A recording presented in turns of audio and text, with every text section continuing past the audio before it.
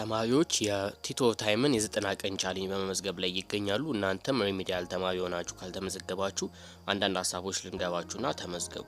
የቲቶ ታይም የ90 ቀን ቻሌንጅ የጀመረው ቀደም ብሎ ከአንድ ወር በፊት ሲሆን ነገር ግን አሁን ላይ ትምህርት ሚኒስቴር የሪሚዲያል ፈተናዎችን ወደ ሰኔ 3 ካራዘመ በኋላ ድጋሚ በሁለተኛ ዙር የተለያዩ ተማሪዎችን ለማሳተፍ እንደገና ተጀምሯል። ማለትም ከመጋቢት አሁንም ምዝገባ ላይ ነው እስከ ሰኔ ባለው ውስጥ የ90 ቀናት ቆይታ ይኖረዋል ማለት ነው።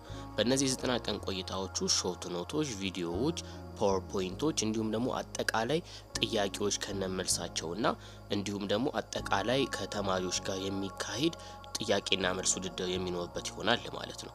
በዚህ አጠቃላይ የ90 ቀናቶች ውስጥ በዋናነት የሚሳተፉት ተማሪዎች እስካሁን ድረስ ያልጀመሩ ጀምሮም ደግሞ በዋናነት ሳይገለጽላቸው ግራ ገብቷቸው ያለፋችሁ ኮርሶች ያላችሁ ተማሪ እንዲሁም ደግሞ አጠቃላይ ሪሚዲያልን በተሻለ ውጤት ማለፍ ለምትፈልጉ ተማሪዎች በሙሉ የተዘጋጀ ሲሆን ከዚህ ዲስክሪፕሽን ላይ ወይንም ደግሞ ስክሪኑ ላይ በምትመለከቱት የቴሌግራም ግሩፕ ወይንም ቦት ላይ በመመዝገብ መማር ትችላላችሁ።